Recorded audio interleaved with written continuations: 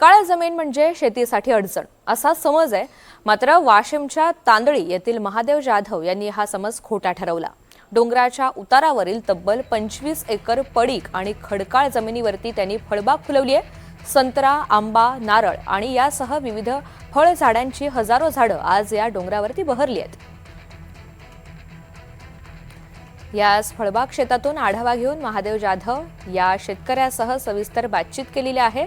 आमचे वाशिमचे प्रतिनिधी साजन धाबे यांनी वाशिम तालुक्यातील सावंगा जहागीर येथील शेतकरी महादेव जाधव यांनी आपल्या 25 एकर डोंगराळ भागात अगदी संत्रा आणि मोसंबीची बाग फुलवलेली आहे। आपण बघू शकता, मी सध्या त्याच डोंगराळ भागात आहे।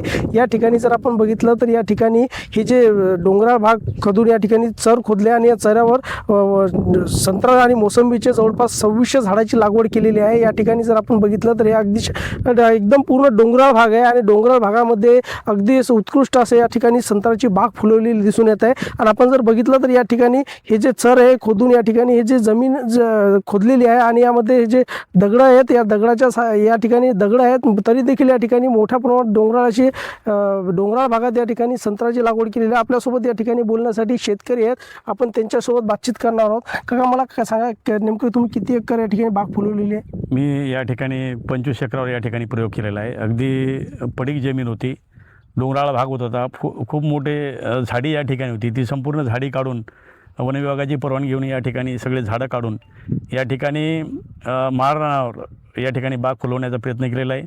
सगळी बाग ही इंडो इस्रायल टेक्निक आहे। इंडो इस्रायल म्हणजे 10 फूट जमीन खोदायची आणि ते 10 फुटाचा बेड बनवायचा आणि त्या बेडवरती ड्रीप टाकून त्या ठिकाणी झाडाची लागवड करायची। त्या इंडो इस्रायल टेक्निकमुळे झाडाची संख्यासुद्धा वाढते आणि शेतकऱ्याला उत्पन्नसुद्धा त्याच्यामधून जास्त मिळते।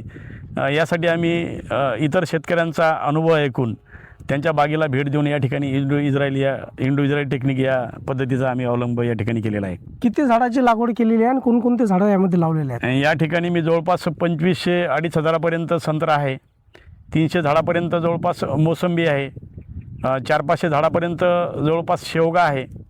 आत्ताच मागच्या आठवड्यामध्ये आम्ही केशर आंब्याची सुद्धा या ठिकाणी लागवड केलेली आहे। आणि जी आमची शेती आहे ती डोंगरावर आहे। डोंगरावर चढत असताना त्या रस्त्याचा उपयोग व्हावा म्हणून त्या रस्त्याच्या कडेकडेला आम्ही नारळाची लागवड केली आहे। नारळसुद्धा चांगल्या प्रकारे या ठिकाणी डेव्हलप झालेलं आहे। त्या नारळाच्या मध्ये आता या ठिकाणी ड्रॅगन फ्रूट हे फळपीक त्याच्यामध्ये लावण्याचा आम्ही या ठिकाणी आमचा मानस आहे। नक्कीच आपल्यासोबत एक शेतकरी होते, यांनी सांगितलेले जवळपास या ठिकाणी 2600 संत्र्याची झाडे लावलेली आहेत, 300 मोसंबीचे झाडे लावलेले आहेत आणि नारळाचे झाडं लावले। इतरही मोठ्या प्रमाणात या ठिकाणी फळबागाची लागवड करण्यात आलेली आहे।